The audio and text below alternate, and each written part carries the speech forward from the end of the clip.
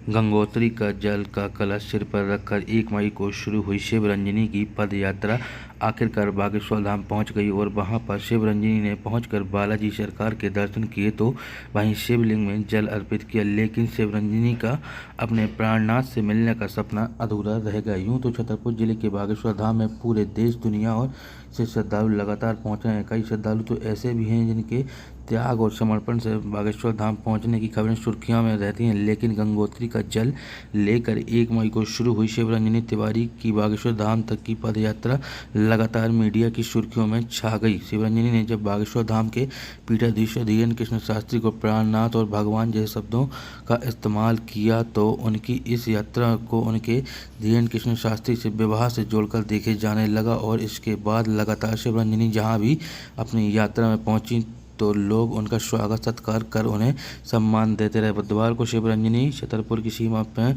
पहुंची तो बड़ी संख्या में गढ़ीमलेरा में स्थानीय लोगों ने उनका स्वागत किया। इसके बाद जैसे ही छतरपुर के नज़दीक शिवरंजनी पहुंची तो उनकी तबीयत बिगड़ी और वह लग्जरी कार में बैठकर जिला अस्पताल पहुंची और तभी से शिवरंजनी की इस यात्रा पर तमाम सवालिया निशान उठने लगे।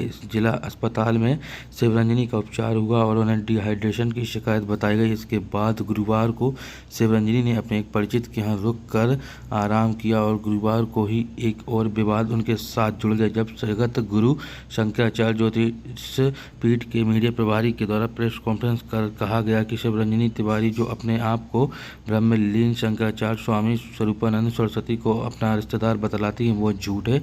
उनका दूर दूर तक जगत गुरु से कोई भी खून का रिश्ता नहीं। इतना ही नहीं, इसके बाद शिवरंजनी की पदयात्रा के साथ चल रही कार में मार्कंडे तेल के स्टिकर को लेकर विवाद सामने आया और जब उस विवाद की तरफ मीडिया पहुंची तो आखिरकार शिवरंजनी उनके पिता ने यह स्वीकार किया कि 6 माह पूर्व शिवरंजनी ने के पिता और भाई बागेश्वर धाम में मार्कंडे तेल बेचने के लिए पहुंचे थे, जहां पर कुछ दिन बाद उन्हें तेल बेचने से मना कर वहां से भगा दिया गया था। इस खुलासे के बाद शिवरंजनी की इस यात्रा को प्रतिशोध से जोड़कर भी देखे जाने लगा। हालांकि शिवरंजनी की बागेश्वर धाम पहुंचने की तारीख 16 जून निश्चित थी और इसके पहले ही बागेश्वर धाम के पीठाधीश्वर धीरेन्द्र कृष्ण शास्त्री 15 से 20 तारीख तक एकांतवास में चले गए, जिसकी वजह से शिवरंजनी जिस आत्मविश्वास के साथ वह यह कहती नजर आ रही थी कि उन्हें बालाजी पर पूरा भरोसा है, उनकी मुलाकात उनके प्राणनाथ यानी धीरेन्द्र कृष्ण शास्त्री से जरूर होगी और उनके मन में क्या है वह खुद ही वह परिचय में लिखकर बताएंगे। बहरहाल तमाम विवाद अड़चनों के बीच